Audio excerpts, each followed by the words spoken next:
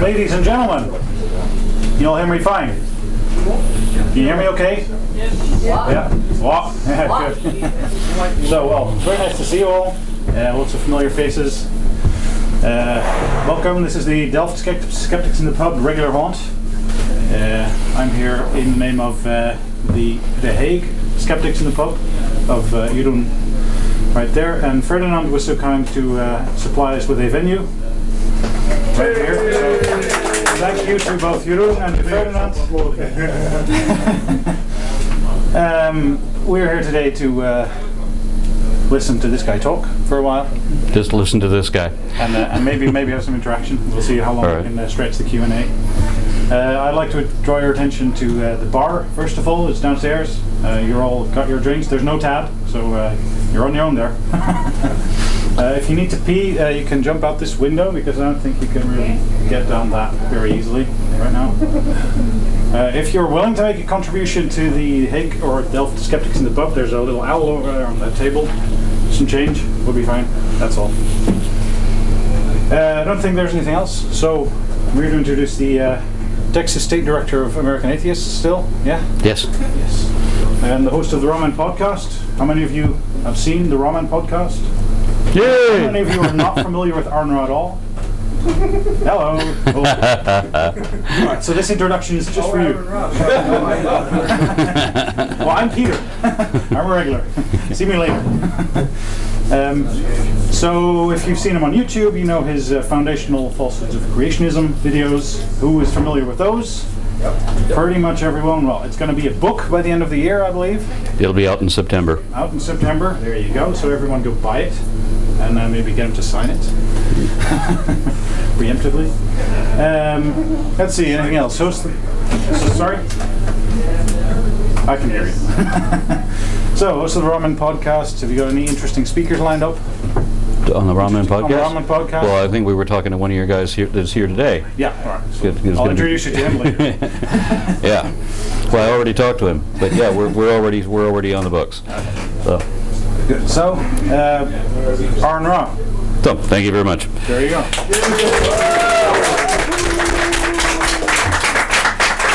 Thank you very much, and I apologize for the heat in this room. This is a little bit more than I like. This is what I would expect in Texas when we don't have any air conditioning. Hey, we had newcomers. There we go. Let's see if we can fit them in there. Started yet? Yes, I was just saying hello. Hello. Yeah, there's 2 chairs up here. I don't know about other spaces. We have one other chair here. Okay. All right. What? Somebody have that. I'll take care of that. Okay.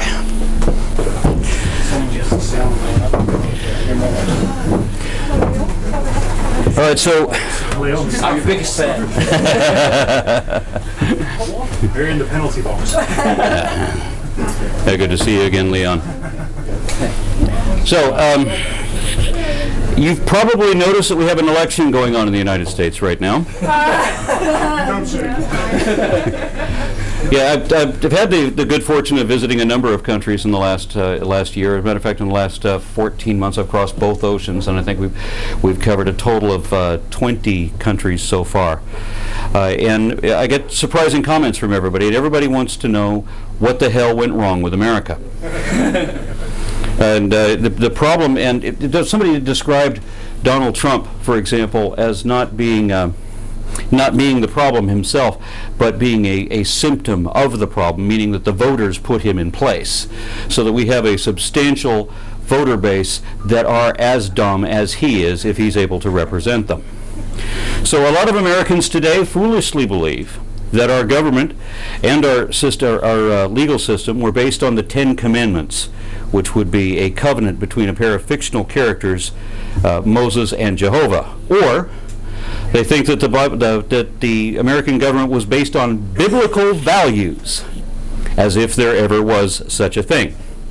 And this notion is not only false, but absurd under scrutiny. You don't have to know much history to know that it's wrong, but the more you know, the more wrong it is. Contrary to what many Americans now believe, the United States was initially founded as the world's first explicitly secular government. And I know that's common knowledge for the rest of the world, but you should see me trying to explain this to fellow Americans. Some people have actually told me that they think that our country was founded by God.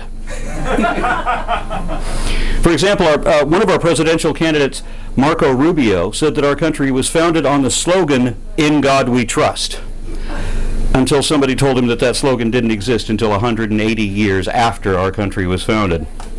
Our actual human founders included some influential leaders who were neither Christian nor fond of Christians. As a matter of fact, some of our founding fathers wrote scathing condemnation of Christianity. But even those of our founders who were Christian understood what happens every time religion acquires rule over law. The result has always historically been an automatic violation of human rights. This is what theocracy always does, until it loses its influence over a hopefully wiser populace who won't tolerate that sort of oppression anymore. The only time religion is polite is when it has no power. And the more compliant people are, the more power religion has, which is why, for example, the very name of Islam commands submission. So while our pre-Darwinian Declaration of Independence and I don't know what I just stepped on, but it didn't break. So while our pre-Darwinian Declaration of Independence and our national constitution do have vague deistic references to a creator, also known as nature's God, the name Jesus Christ appears nowhere in either document. Nature's God is a deistic reference, but where a Christian may assume that the later reference to divine providence must refer to Jesus, a Muslim or a Jew could just as easily assume that it refers to the Father God. And a Hindu or a Sikh or even a pantheist might interpret some other sort of a God altogether, including the God of Einstein and Spinoza, which was really not a God at all, but just a collective of the laws of nature. Our founding documents were deliberately ambiguous, being worded the way they were for that reason, to accommodate any religion or none. Americans are very keen on the Second Amendment to the U.S. Constitution. That's the one that guarantees our right to bear arms. And I'm sure we'll be talking about that in the Q&A. But they seem to ignore the First Amendment, which is the one that guarantees freedom of religion. This is the one where Congress can make no law even respecting the establishment of religion, and where simultaneously they're also prohibited from prohibiting the free exercise thereof. One thing my countrymen commonly fail to understand is that once a government establishes a state religion, it inevitably also imposes that religion, which invariably compromises all the others. So it is not possible to have freedom of religion without having freedom from religion. And this is why the First Amendment contradicts the First Commandment, which is another thing that Americans don't even realize. Our founding fathers were an elite league of wealthy aristocrats with advanced educations in a time when most people never got a secondary education, if they got a basic one. But the fact that so many of our founding fathers had such disdain for religion caused a backlash among the common folk, such that early in our history there began a repeated series of waves of religious revivalism. And because religion likes to reverse just about everything, they referred to this religious revivalism as the Great Awakening. The advantage of faith over reason is that reason requires understanding, which usually requires education, which requires resources of time and money and competence and accuracy of your source materials being vetted by scholarship. But religion needs none of that, because it's just talking out of your ass. Making empty assertions, pretending to know what no one even can know, and believing impossible nonsense for no good reason. It empowers the lowliest idiot to pretend that he is wiser than the wise, ignoring all the indications otherwise, and pretending that you'll live forever, and that you have the direct connection to the most powerful being imaginable, somebody that could even make 2 + 2 equal the square root of -1, if that's what it takes. Desperate emotional minds will accept irrational answers, especially if they don't know any better and don't want to, which is very often the case. We believe in different things for different reasons. I believe what I do is a logical consequence of my understanding of the information, and my position will obligately change according with my knowledge of the facts, and hopefully that will be an improvement. And I think that beliefs should be tentative whenever possible, that a secure conviction should be reserved for when the evidence is both overwhelming and indisputable. Whenever there could be a doubt, there should be. And that's what skepticism is, critical thinking, so as not to be deceived. As I understand it, a fool is one who too readily accepts improbable claims from questionable sources on insufficient evidence. So it is, or one who believes such claims completely without any doubt, as the religious scriptures require. So it's not at all surprising that the Bible and the Quran both use the opposite definition of fool than the dictionary does. They both say that you're a fool if you don't gullibly swallow it all and believe it on faith simply because they said so. And these books say that because they're trying to fool you. And I would think that this would be obvious. They're both, the Bible and the Quran, questionable sources, making outrageously dubious claims on no evidence at all. And all of their leverage, whether it is collecting tithe or governing principalities, or restricting and regulating everybody's personal lives, all depends on duping the stooges. Deception is the source of all of their power. But if you believe whatever you're told without reservation, without question, or without reason, then by definition you are a fool. And I suspect that those who wrote these and other books pretending to speak for God must have known that, and that's why they reversed the definition. What I see is a division where at the extremes you have one group that has a desperate need to believe, and on the other group has only a desire to understand, and those who want to understand will inquire, and those who don't won't. That's why it is that whenever a believer walks away from their religion, they're bastardized and ostracized, but nobody ever asks, what changed your mind? And in the relatively rare case that somebody comes from a secular background and suddenly adopts a religion, their reason why is the only thing we care about, because we want to know. And we would like to understand. That's why when you're trying to explain science to irrational believers, they're obviously deliberately obtuse. They make it very obvious pretty early on that they're trying not to understand because they want to believe something else. And they need to have some way of rationalizing that somehow. So if you press on to try to get them to understand some concept or some premise just to begin with so that you can educate them, they will usually stop you very often with the excuse or some sort of explanation that they don't care what the truth really is. They don't want to know. They just want to believe. Now, I don't have a choice to believe whatever I want. I can only believe whatever is indicated. But religious extremists have shown and admitted that they believe what they do as an act of will, of mind over matter, the power of positive thought, as if wishes might come true if you can believe hard enough. And these people very often will admit that they want to believe with all their heart. And so this is an admission to me that they're lying to themselves, trying to convince themselves. And I've actually heard ministers defend this on the colloquialism, fake it till you make it. Keep telling yourself it's true until you believe it's true.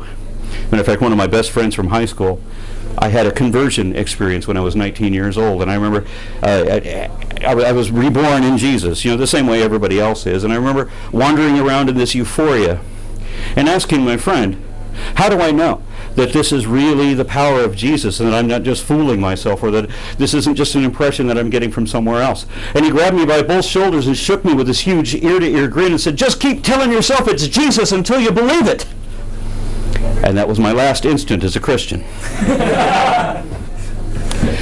Faith is just willfully auto-deceptive self-delusion.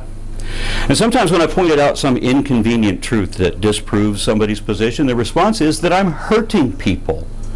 People who want to go on believing things that they now know are not true. And I'm criticized for that. Why can't I just believe what I want to believe? And they'll say that after they know that it's not even true. So why would you want to believe something that you know is not even probably true?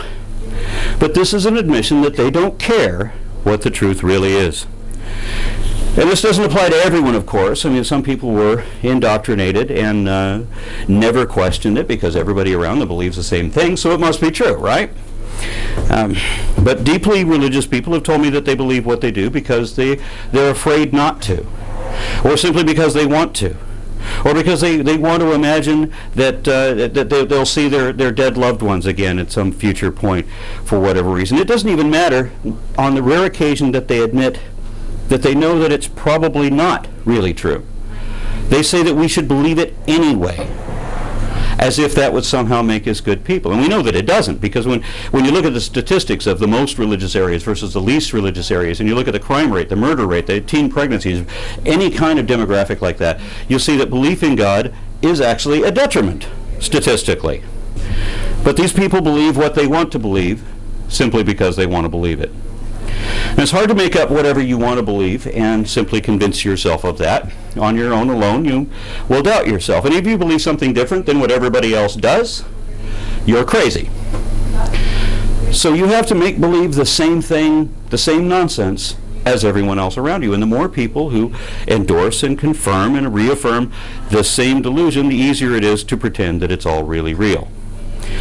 And you can't have anyone ruining the fantasy. So you have to have judges and representatives and leaders who believe the same thing. So you have to elect these type of people, and this is the way that it's been all down through history, except with a couple of minor exceptions, like when our country was founded. But we fell back into that immediately and became really religious after that. Our first unambiguously Trinitarian Christian president wasn't until our sixth one, Andrew Jackson, in 1828. But every president after that was an avowed believer, with the possible exception of Abraham Lincoln. It has often been said that you can't be elected in the United States if you don't affirm belief in God. And even Bernie Sanders recently had to claim a religious faith that he seems not to have, at least not as I understand those words. Our federal Constitution, written in 1787, says that no religious test shall ever be applied to any candidate or office or public trust in the United States. And our Texas state constitution, written in 1876, some 90 years later, also says that there will be no religious test provided you affirm belief in a supreme being. So to put it another way, the Texas state constitution doesn't care what religion you are as long as you're religious.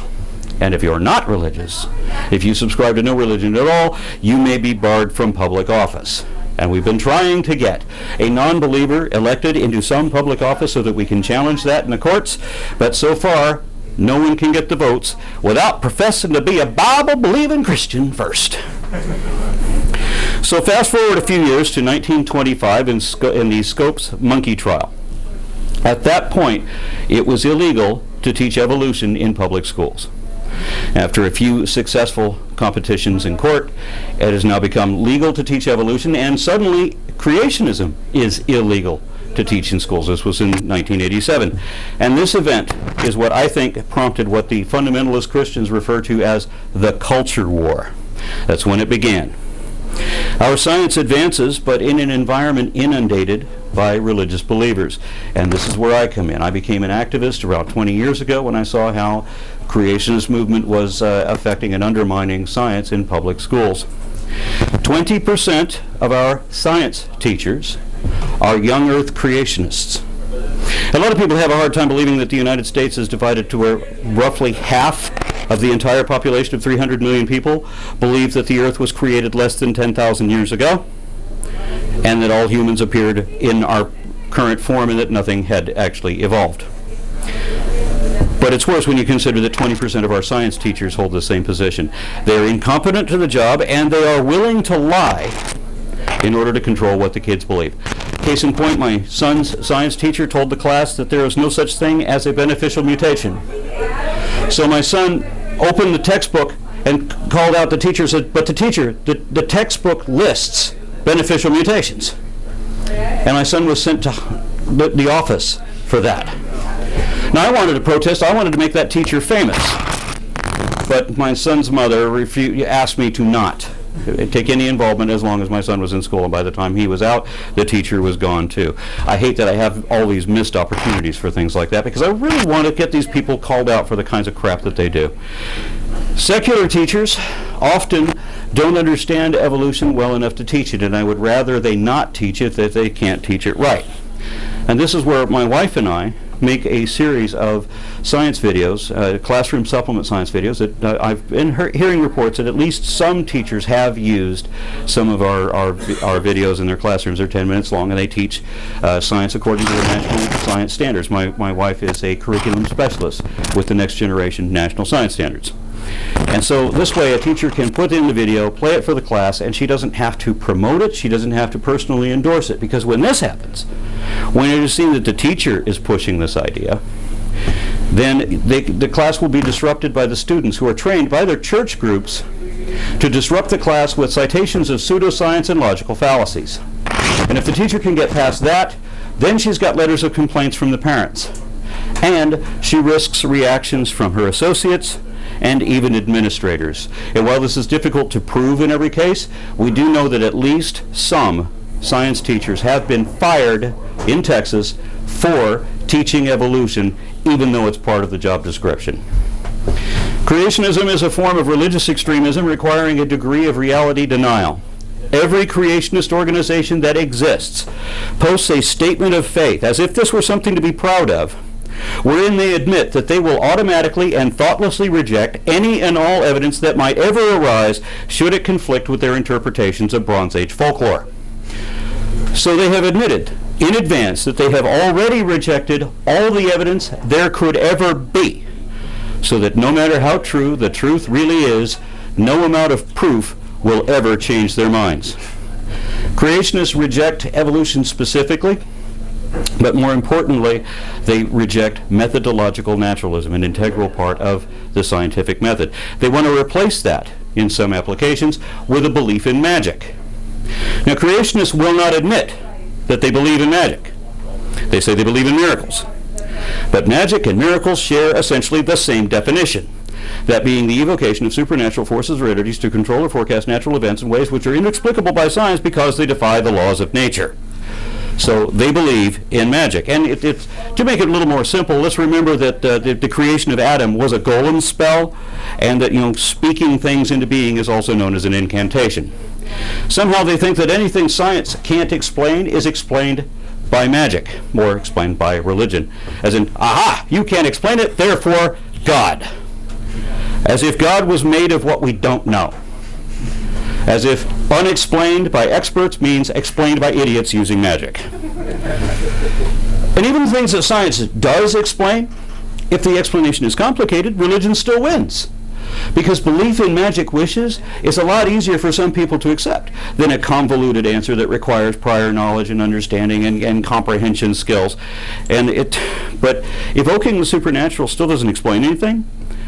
But it eases the mind that won't or can't understand otherwise. And remember that a lot of these people don't want to know what the truth really is. They think that criticizing natural explanations somehow proves the supernatural. As if you think evolution is impossible, that somehow makes a magical creation possible. They don't understand dichotomies. And they don't understand the concept of the null set, that belief in gods and magic is not the default position, that it is an unsupported assertion unworthy of serious consideration. And understand that positive claims require positive evidence, even when you're talking about a god. And you can still pretend that there is a god. You have the right to believe whatever horseshit you want. But if you don't have any evidence to show that you're right, then you literally don't know what you're talking about. And it is dishonest to assert as fact that which is not evidently true, yet that's what all religions do. Religion has always been a means of manipulation of the masses, and they do this by the indoctrination of faith, especially targeting young children before they reach the age of reason. Because if you wait until a child is 8 or more years old and then you tell them about Noah's Ark and sticks turning into snakes and the sun stopping in the sky, and especially Adam and Eve, and all of this requires that they unknow everything they already know to be true, you're going to have a heck of a time trying to brainwash that child. But Religion stumps intellectual development. So if you get them before that age, you can convince them of all kinds of ridiculous nonsense, and they may never develop the ability to question that. It's not enough that they deceive their own children, because if yours are the only kids on the block who believe in talking snakes and donkeys and guys living inside fish and the tower to heaven, then through peer pressure alone, they're not going to believe that very long. So all their peers have to believe the same thing too, which is why fundamentalist Christian schools have sprung up all over the country, so that all of these kids will learn Bible lessons only and no one will ever understand evolution. But that's not enough either, because religion is a delusion that needs to infect everyone. In 1999, the Discovery Institute, an organization that is dedicated to trying to make creationism seem scientific, accidentally leaked an internal memo not intended for worldwide distribution. It detailed a long-term plan, essentially, to overthrow the government. What they said basically was to defeat scientific materialism and its destructive moral, cultural, and political legacies, and to replace materialistic explanations with the theistic understanding that nature and human beings were created by God. They meant to replace evolution with creationism in every school across the country. This plan was called the Wedge because they intended to use pseudoscience arguments in order to create an opportunity or an opening for religious beliefs and doubt in evolution. And thus, their ultimate goal was to reshape our entire culture by promoting evangelical Protestant Christian fundamentalism at every level of society, including government. The Wedge document from the Discovery Institute mirrored the goals of other fundamentalist organizations like the Chalcedon Institute. The Chalcedon Institute, which ran from the 1960s through the 1990s, had the ultimate goal of creating out of the United States a theocracy that would enforce biblical law. And its founder, R.J. Rushdoony, specified that what he meant by that was the barbaric book of Leviticus, where women could be killed for being raped, and where homosexuals would be killed as an abomination. It was the Christian version of Sharia law.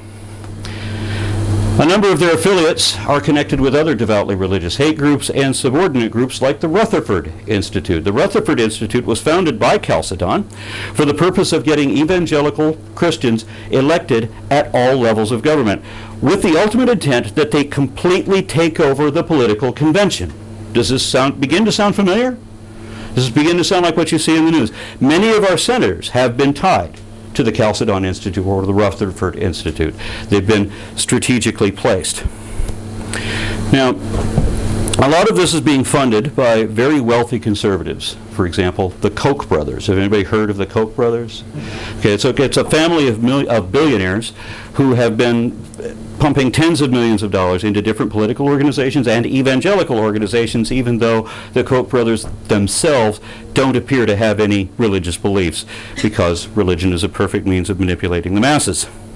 Back home in Texas, we have our own financier of fundamentalism. James Leininger has a couple $100 million, and he has pushed several of his own millions into different political organizations. He's the reason that Texas now has a Republican majority on the state Supreme Court. He's also a fan of school vouchers, and this is where this money from the government is supposed to go to public schools, but is rerouted to charter schools and private schools. So that what ends up happening is that the privileged kids end up going to these other schools and getting their money, while the underprivileged kids stay in the overwhelmed, now underfunded public schools, which statistically means that they perform worse. The Texas state constitution requires that we have a free education provided by the state. The only way that they can make an amendment to undo that is to show that the public school system fails, and the only way that they can make it fail is to make it fail. So they use these other programs. Now, the charter schools cannot be properly regulated, and the private schools overwhelmingly are Christian schools teaching that the Bible is the only source of truth in our world. So again, the voucher program creates another negative feedback loop. But it means more kiddies being taught Bible lessons and fewer kids who understand reality. James Leininger has also paid tens of thousands of dollars each to seat right-wing conservative Christian Republicans on our State Board of Education. Texas has a panel of volunteers who choose the textbooks that will be used in Texas schools, but they don't just choose the books that are already there. They also request revisions, rephrasing things, tweaking the wording just a little bit, however they can, wherever they can, in order to get their message out and to make the changes that will affect children's belief, censoring certain things, emphasizing some things, flat out lying in other cases. So publishers can't ignore these requests because Texas is the second largest buyer of textbooks, and with California not buying textbooks at the moment, that means that what ends up happening is the publishers will print a Texas edition and distribute that version to everybody in the country. So this dozen or so collection of volunteers, often with no credible education themselves, govern what everybody learns across the country. So Leininger gave up to $20,000 each to seat people who had no appreciable education and no competence for the job. And our governor, our previous governor, which Leininger also seated, had repeatedly chosen the most batshit crazy fundamentalist to serve as chairman of the board. And this has proven to be a source of international embarrassment, resulting in a movie called The Revisionaries, where people in Australia know who the chairman of my Board of Education is. He's the dentist who thinks that you can stand up to experts. I had a debate with that guy, or actually he was meant to be a moderator in a public debate that I had against two evangelical ministers. One of whom admitted in the debate, in writing, before the moderators, that he knew that there were transitional species in the fossil record, but that he wanted to teach students there were none, because, he said, it is important that they believe there are none. So here again we have another admission that it's okay to lie to other people's kids in order to control what they believe. And just before the wedge document was accidentally leaked, I had heard from a number of evangelical Protestant Christians bragging about how they had positioned certain judges and senators for the next stage of their culture war. And this next stage was detailed in the eventual wedge document. And what that was supposed to be, well, the Discovery Institute is not a scientific institute. It is really a league of lawyers. And what they had done is they positioned all these judges, conservative Christian judges all over the country, with the expectation that eventually somebody was going to sue the state over this pseudoscience they were being taught, and then they would have the conservative judge listen to the arguments for creationism and rule in their favor. Now, this finally happened in Dover, Pennsylvania. Creationists in the Dover School Board refused to hear anything about evolution or the name Darwin, and they encouraged the school board to take or to adopt an intelligent design textbook called Of Pandas and People.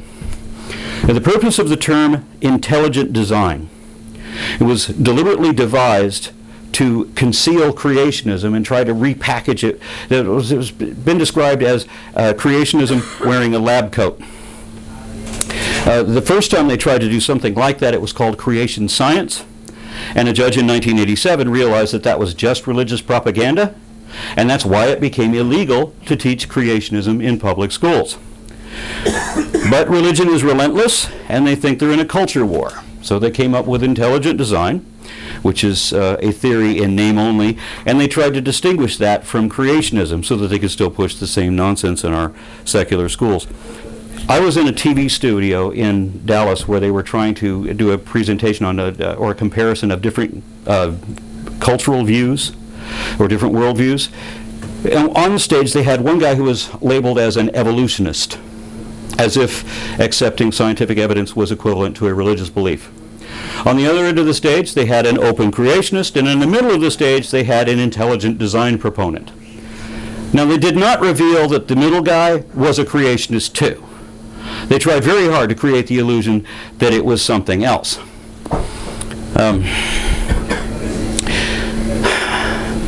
Remember, these people know better. and they're deliberately lying in order to conceal their agenda. And this was discovered by investigators in the Dover trial when they looked up the Pandas and People textbook, and they realized that it had been sold in multiple editions, including before 1987, before it became illegal. So they looked at the oldest version and the current version, and they realized there's only one significant change. Wherever the word creationism originally appeared, it was replaced with intelligent design. And wherever the words creationists originally appeared, it was replaced with design proponents. In fact, there was a misspelling that confused the macro command such that in one place it read, "see design proponentsists." This was the only change that they made, so it was clearly a deliberate attempt to conceal what creationism was. The definition, mind you, remains the same. Whether it says intelligent design or whether it says creationism, the definition is the same because they are the same thing. And they knew full well what they were doing. They were lying to get around the law. It is not possible to defend creationism honestly, but it wasn't enough that they caught the witnesses lying again and again and again. They also needed to show that there was no truth to any of their claims. And this is where they thought that having a Bush-appointed conservative Republican Christian judge would assure their success. But simply being Christian doesn't mean that you're a religious extremist enough to deny reality. This judge was a moderate Christian and a proper judge. He lamented how many of these witnesses would so proudly tout their religious convictions in public and then time and again lie to cover their tracks and conceal the real purpose of the ID policy. For example, Dr. Michael Behe was the only biologist who would take the stand in defense of intelligent design. He confidently asserted that science will never find an evolutionary explanation for the immune system. But the judge noted that he was presented with 58 peer-reviewed publications, 9 books, and several immunology textbook chapters on the evolution of the immune system. However, he simply insisted that this was still not sufficient evidence of evolution and that it wasn't good enough. The court also ruled that all of the testable claims of intelligent design had already been rejected and refuted by the scientific community. So the science deniers didn't get the ruling that they wanted. But rather than concede defeat, because that will never happen, they found loopholes in the various state laws so that they could continue to find ways around this, such that there are now thousands of schools across the country who will not teach evolution or climate change or other unpopular subjects, and thousands more who teach the Bible as if it were a matter of historic and scientific fact. And these lessons have been shown to include anti-Semitism, denigration of other religions, a rejection of science, and instilling right-wing conservative political ideologies, which is what this is really all about. To make that worse, there was also a program called the Good News Clubs, which uses public school grounds for full-tilt evangelizing to young children, often regardless of parental consent. This is billed as after-school activities. But what it really is proselytizing and warning the kids how to debate their parents when their parents try to express an objection. So this is dividing families up, again, against parental consent in order to force religion in public schools. And they're getting away with that across the country. But the culture war isn't just about instilling extreme religious dogmatism. It's also about impressing the oppression, repression, and political practices consistent with conservative Christian, conservative with fundamentalism. And in Texas, that meant no more sex education. Instead, they teach abstinence only. And my wife was teaching a class where a state-funded conservative Christian took the class over to lie to the students, to tell them, among other things, that oral sex didn't feel good. Because you're so worried about getting a sexually transmitted disease that you can't enjoy the blowjob. So again, we have no compunction against lying to other people's kids. Abstinence only is the idea that any pill can be a birth control pill if the girl holds it between her knees. Seriously, all they do is tell teenagers not to have sex. As if that would work. So, all you have to do is deny the strongest urge that any biological organism has, and you have to do that at the peak of its chemical and social influence over your life, and you have to do that with no understanding of it because we're not going to give you any useful information because we're afraid you'll use it. The abstinence-only program brags that it is the only 100% effective way to prevent pregnancy and sexually transmitted diseases. However, just before we left Texas to come on this tour, we saw in the news that one of the local high schools was reporting a chlamydia outbreak. Now, Texas has the second highest rate of teen pregnancies and the highest rate of repeat teen pregnancies. Although, and I'm not kidding about this, there was a newspaper article that said that they noticed that teen pregnancies fell off after children turned 25.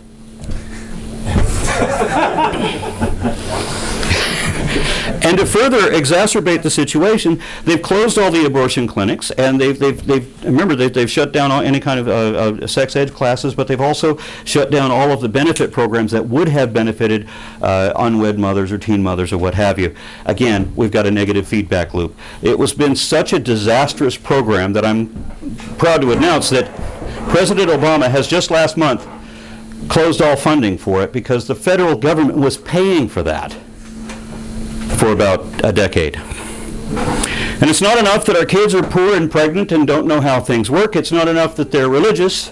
The system that did that ultimately wants to control how they vote, so that they'll elect extreme militant patriots wrapped in a flag and carrying a cross.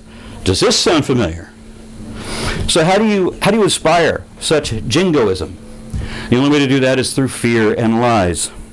George Orwell's most famous book, 1984, says that those who control the past control the future.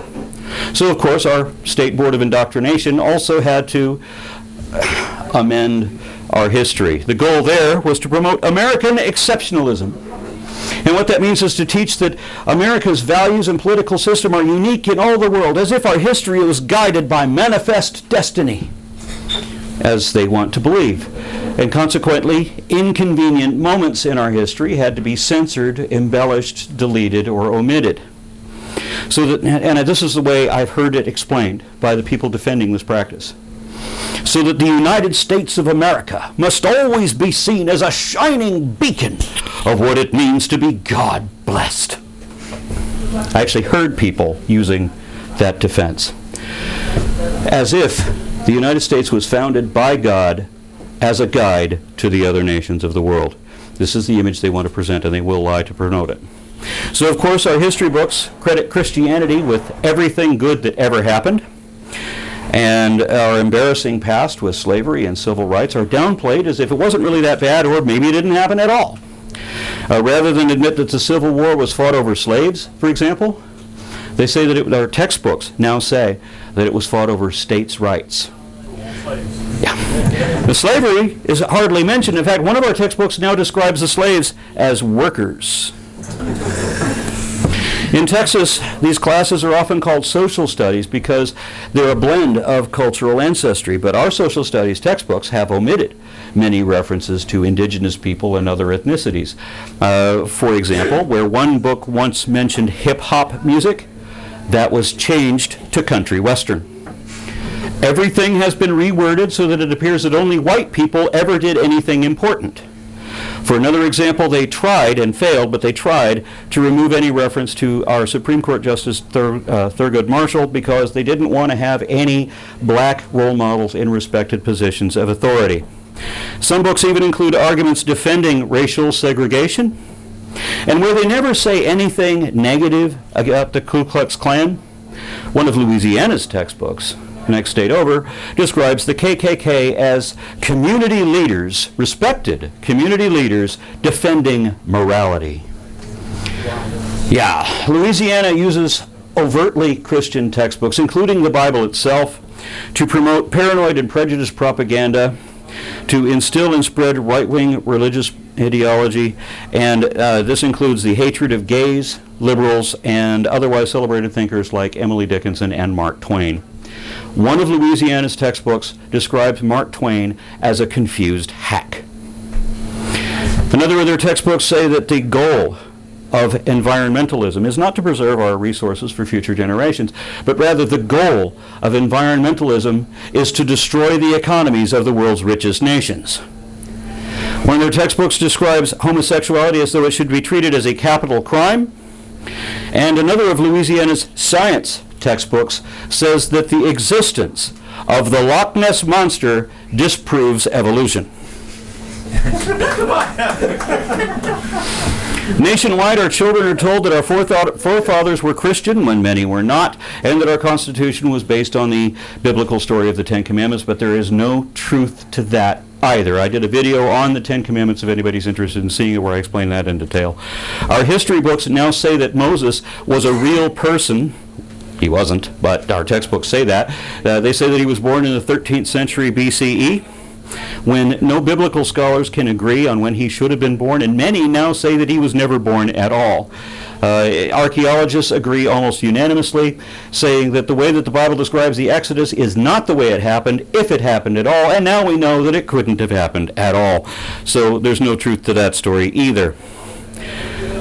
But our history books back the Bible. Moses is listed first among the authors who inspired the framers of the U.S. Constitution, and there's a note advising students to read the Bible for more information about Moses. But the fact is that our founders were famously, adamantly against every form of government that is ever associated with Moses, and if he had existed, he certainly would have objected to anything democratic. Our books now say that the political thinking of the framers of our Constitution was influenced by Judeo-Christian religious heritage, where our laws and our rights come from God. But if gays and atheists have equal rights in one country but face execution in another, then we know that that didn't come from God, or else it would be the same all over the world. And if a woman has a right to drive in one country but not in another, then we know that that right was recently bestowed by a human legislator. I know that may seem obvious, but again, you should see me trying to explain this to Americans. So none of that is factually correct, and this is easy to prove, but it doesn't matter that we can prove that the textbooks have been altered such that they are full of lies.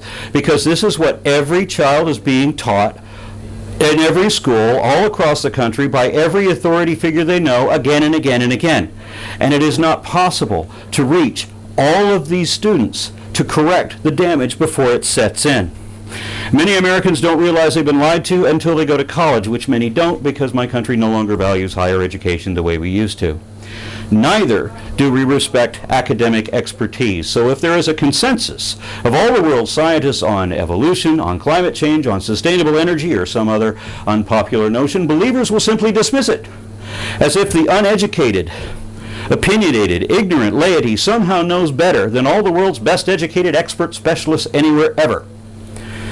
So if you've been following our political circus, and you're stunned at the ineptitude of the candidates for our best position, and you're wondering what happened to America, this is part of it, and they found a way to perpetuate it through the denigration of education, imprinting political propaganda with state-endorsed and imposed systematic, system-wide, conservative Christian religious indoctrination, turning us all into sheep.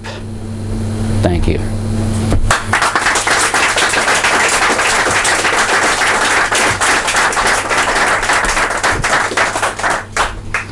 Was there to be a Q&A? Sure. All right. Anyone have a question before we get beer? Yeah, Okay. what do you think about the strategy that's being used by the Satanic Temple and people like Chess Stevens to demonstrate what evangelicals are actually after? Not religious freedom or academic freedom, but Christian privilege. I'm not familiar with Chaz Stevens. I interviewed... He's the guy who put up a Festivus poll and who wanted to have a stripper twerking to open a council meeting. Like I said, as I don't know about Chaz, I did an interview with Lucian Graves, who I understood to be the director, at least at that time. I applaud the Satanic Temple for the advances that they've made for secularism. I mean, they created this huge Baphomet statue, and anytime somebody wants to put the Ten Commandments up in their courthouse, right there is the Satanic Temple say, hey, we've got a statue too, so for our religious equivalents, you'll put that there, and then they go and change the law so that they don't have to. They tried to do that in Oklahoma, right? So that they took the statue, they changed the law so okay, no, there's no Ten Commandments, there's no Baphomet statue. Okay, so they moved the Baphomet statue to someplace else. And then Oklahoma did an amendment on their state constitution so that they can now endorse religion. And immediately, the Hindu temple said, we have this temple of what was his name? Hanuman, the monkey god. We would like to put him on there. But you know, people don't listen to atheists, and they don't listen to Hindus, but they'll listen to the damn Satanists. I was particularly amused by this satanic coloring book, an activity book for children that they were handing And out if you, in and schools. I'm sure everybody has heard of this, but there were some things that people wanted to promote religious books in public schools, just to put them on a table where children would have access to them, not pushing them. They're free to take it from them if they want. And so the Satanic Temple again said, "Yeah, we got a table full of books too." No, secularism. They promote religious schools until they realize that they have to also promote Islamic schools, and suddenly secularism. So it's that strange coincidence where the Republican Party tends not to support anything until it happens to them. Were there any other questions? Yes.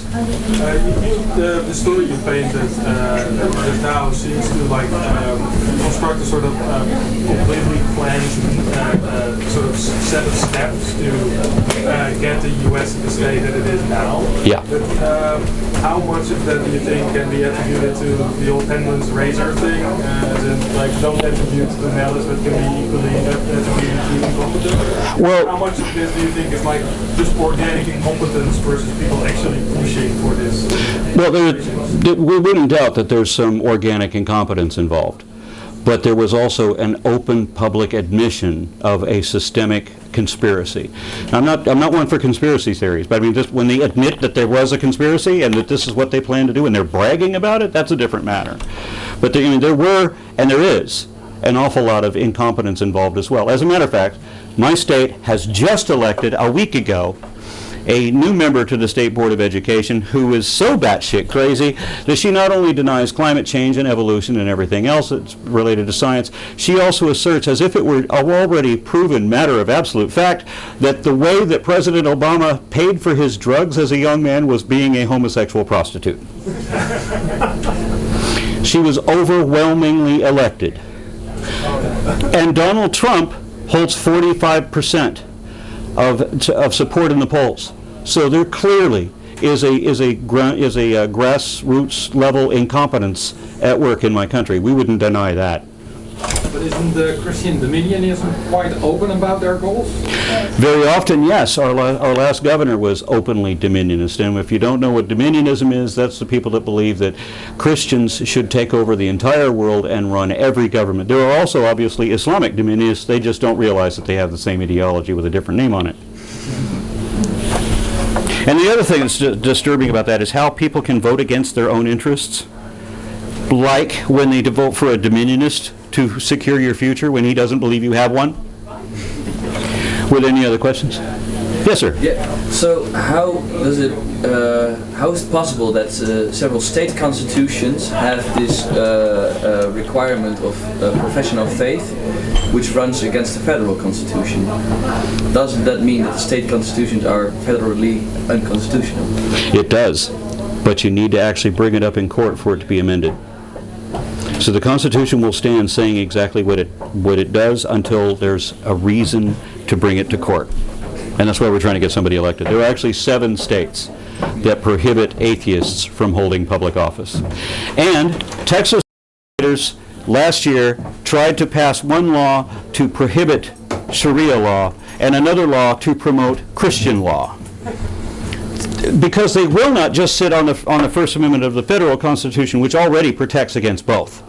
Because they want to have this and deny that. And so they don't want to have freedom of religion. They want to have freedom of their religion in a very libertarian way. And by libertarian, I mean we can do whatever the hell we want. Any other questions? Yes?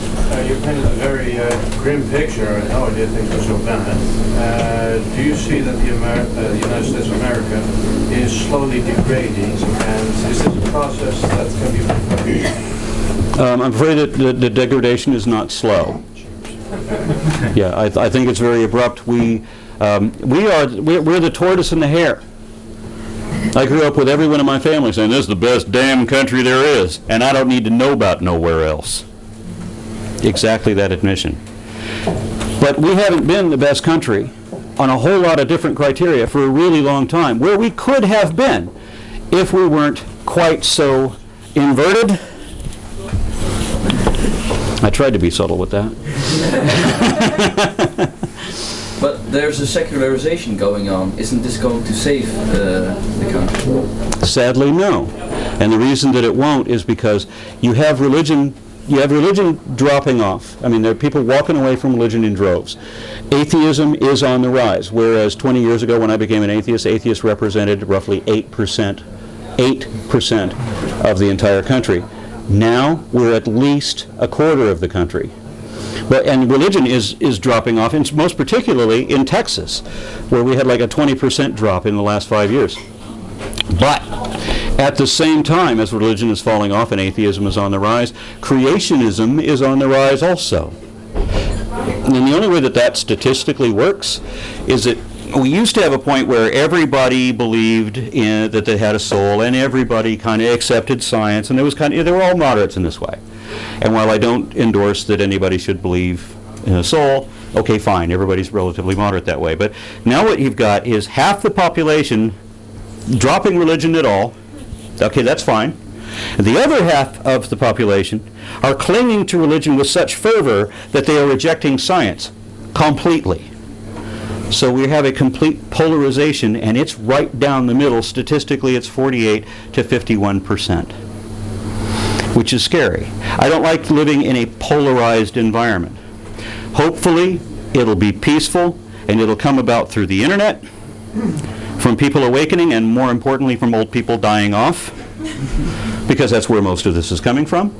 But by the time all of those people die off, our country's already going to be fucked out of our financial and political power. I would like to be a proud American, but I've been to too many other countries. Honestly, I go to every other place, I see how they do this better or they do this more efficiently, and why don't we? We don't do any of that. We are the tortoise and hare. We're sleeping on the side of the road, dreaming about how great we are, and everybody else is passing us by. And I wish there was something we could do to fix that, but I don't think it's going to happen. Anyone else? Aren't there any rich atheists who can have political power? Aren't there any rich atheists who have political power? Yeah, you were telling about The two richest men in the world are both atheists, and they support and they donate to religious organizations. Bill Gates donates money to the Discovery Institute. Why? I don't think he knows what the hell they are. But that's true. Bill Gates donates money to Discovery Institute. There's no motivated, active, super rich atheists. Not like, there's no non-believing equivalent to the Koch brothers, for example. The guy from Freedom from Religion Foundation is pretty rich, but not at the same level. Are you talking about Todd Stiefel? Yeah. Oh. Okay, well, Dan Barker's not that rich. The richest guy I know in the atheist movement is Todd Stiefel. He's the one that funded the Reason Rally with like a check. Aron, so, yes. As an avid reader of Noam Chomsky, I always wonder that the system of capitalism is not really useful for owning TV systems and newspaper outlets. Do you think that has anything to do with the way the Americans are now educated or being fed news? I mean, everybody who's seeing Fox News in the Netherlands, I mean, this is wonderful. It seems to be a strange thing. But then, with the American election now going on, I think the boss of NBC, whatever, four-letter abbreviation, was interviewed and he said, no, Donald Trump's made great TV. We sell a lot of adverts. And it actually works for us. Yeah. So a sort of extremism is then popularized by the media. And of course, Noam Chomsky would put even a more devilish motive behind this. Do you think there's any link between that? Is there a link between seeing sort of capitalism owning media, whereby okay, so construct the meaning on which yes, the link as I see it is in the democratic side. You know, we have the Democratic primaries right now, and it's Hillary versus Bernie. And Bernie, of course, wants to tax the rich. He wants to take away the corporate ability to just promote whatever the hell they want, so the corporations decide what gets passed and who gets elected. He's trying to change that. Hillary is not trying to change that because she's funded by Wall Street. She's funded by Time Warner, by CNN. But there's a whole list of major corporations that are behind her. She is what they want to push. And that's why CNN, for example, will never broadcast Bernie. So if you're saying, is there a link to the way capitalism works with our politics? Very obviously, yes, there is. And that's the thing that Bernie's campaign, at least, is trying to get Bernie's campaign exclusively is trying to get past. Was there somebody else over here in the court? Yes. Something you're asking about the wealthy atheist. Yes. Richard Dawkins. Very wealthy. I see him asking for donations. I don't see him making many. But same here. was there another question? Yes. Yeah. I was curious, to what extent are you afforded the opportunity to speak to students in public schools in Texas? I have not yet spoke to students in public schools. I had one opportunity, but it blew up. There was a group in somewhere in the wilderness of East Texas, where the KKK is still very proud. They wanted to bring me down to debate a priest or something. And I think what they originally wanted me to do was they wanted to have a God versus atheism debate, and they were going to have students do it, and then they decided, well, since I'm in Texas, just have me do it, which meant that they couldn't just have another student on the other side. They had to have a priest on the other side, which generated all this interest in the town, so that they decided that they couldn't do it as a during school. It had to be an after school, and then they decided that the school wasn't big enough, so they had to move it to a church because the church is bigger than the school. And so we had the venue and we had the date and all of that, and everything set to go, and then there was 3 different people that they were trying to choose that was going to be the one that would debate me. And they didn't know who I was. So apparently they all Googled me at once and dropped out. I was then told that they needed to get a professional apologist, which is hugely interesting for me because I've never had a public moderated debate before. They eventually got an apologist. They said, everything's on again. We're on for the church. Everything's good. And we got this date. I'm okay, great. And then I got another email back. Never mind. That guy Googled you. So they got another guy later on. And the person that they chose was just wonderful. They got this Englishman, this 70-year-old Englishman with this huge mane of silvery hair. He worked for some evangelical TV preacher. And I thought, okay, great. Now instead of talking to some redneck hillbilly from backwoods Texas, I'm going to be talking to this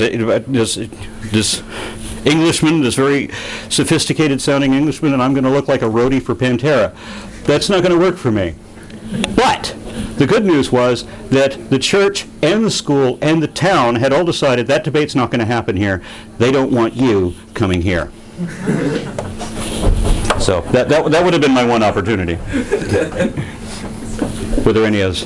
Yes. I don't know whether the content of this talk is similar to the contents that you give in other places, but what I wanted to ask is, what is your own personal motive of touring the civilized world, talking about it? I tour the civilized world because people in the United States don't care what I say in the United States. Somebody brought this up at the last meeting that I went to here in Europe.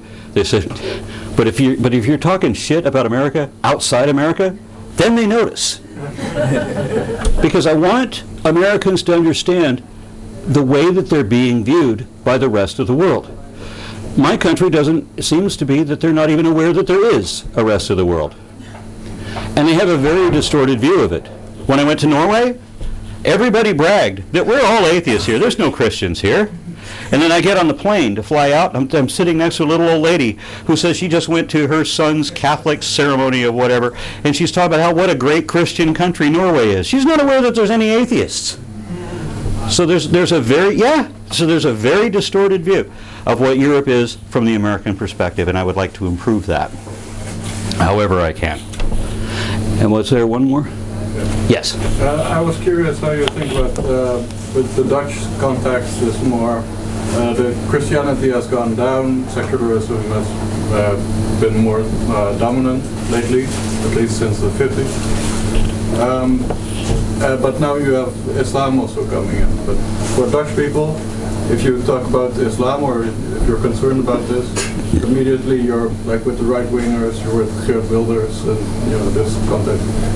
Do you think there's any rational reason to be concerned with Islam in Europe, or do you think they're right to put it on the really extremists to have a criticism of Islam? The problem that progressives have is that we tend to be on the left, and the oversensitive are also on the left. So there's a boundary that you can get to very easily. We need to be able to criticize Islam, and we need to be able to criticize Christianity, and in both cases we need to be able to realize that the people we're talking to are curable. That's just a big problem that I have, where people want to label believers as if they're always going to be believers, as if they're believers because they're stupid or they're lying. And sometimes they are, both. But there's a way that I've been trying to think about believers and how to talk to them. I think about religion or religious belief as being akin to being drunk. Some people say that it's like being sick, but I don't think necessarily being sick is it. I think it's more like being drunk, because when you're drunk, you're happy, and people who are religious are happy, right? And I say, well, I'm certainly more happy than a non-believer. Well, I have no problem believing that. The same thing goes with drunk people, right? You don't want to be sick tomorrow, but you want to be drunk tomorrow. Yeah, and the same thing goes for cigarettes, right? I mean, so what happens when somebody finally breaks away from cigarettes, and then they realize that it didn't make you sexy, and it wasn't really satisfying. How are you putting all that poison into yourself for all that time, doing that much damage? So this is why the former smokers are the most outspoken anti-smokers. It's like the former religious people are the most outspoken against religion, because they understand it. They understand what the damage is. And the best advocates that I've ever seen for rationalism and skepticism are former believers. So whenever you're talking to some ignorant religious believer on the street, you could be talking to the next Matt Dillahunty. It's just finding that button to wake his ass up. In context, I've been looking into street epistemology lately by Peter Bierhuis. I don't know, I'm sure you're familiar with that. We're friends. Good. So what I was wondering is, your approach is quite confrontational, and his approach is very soft, very, taken aback and just basically leading with questions to someone else to look at their own convictions and just actually looking straight at the point of, this is why I believe what I believe. Do you think that it is actually helpful to confront people in that way? Because I've seen you speaking at the recent rally with that crazy weird guy for, I don't know, 20 minutes or whatever. Eventually I was kind of lost in but, kudos to that. But the thing is, I find myself on Facebook and whatever social media starting to kind of push my point, and this week I've lost friends because of comments that I've made in context with the Brussels attacks, and saying, stop saying pray for Brussels, say think of Brussels. Yeah, that just didn't fly with some of my friends. Yeah, I sided with some, which would have, if I'd commented about this, I'm sure I would have gotten a lot of haters out of it too. Frankly, I was traveling too much to have commented on it, but I had time to think better of it. There was. What I'm trying to see is, sorry, but is it more helpful to confront and to be all, guns blazing, you're not reasonable, or is it the soft approach, the better method to get people on board? Depends on who you're talking to. Okay, now I know that Peter Boghossian's method may address the person he's talking to. Mine doesn't ever change the mind of the person I'm talking to. But in the periphery, I have a couple hundred emails in my inbox from former believers who say that they watched the debate or they watched the discussion on a video or whatever. They saw my. I've had people tell me that they started out as believers hating me when they start watching my videos, but kept watching until they realized that they agreed with me on many points.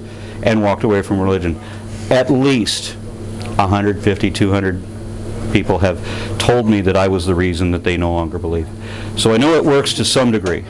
And I think a lot of different approaches are necessary, because I used to subscribe to a website that was dedicated to the deconversion story.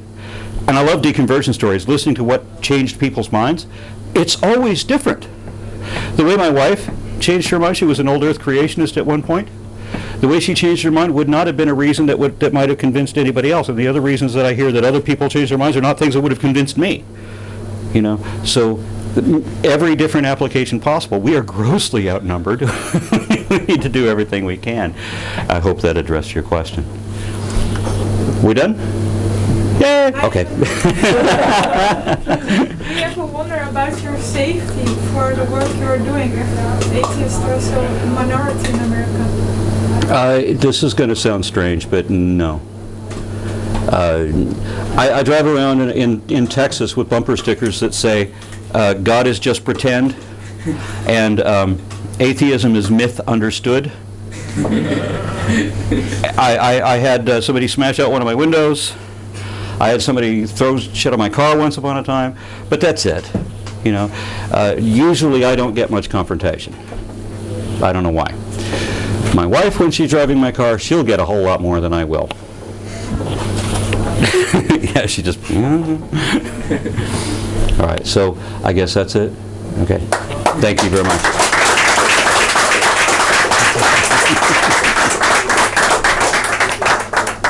Good to see you again, sir.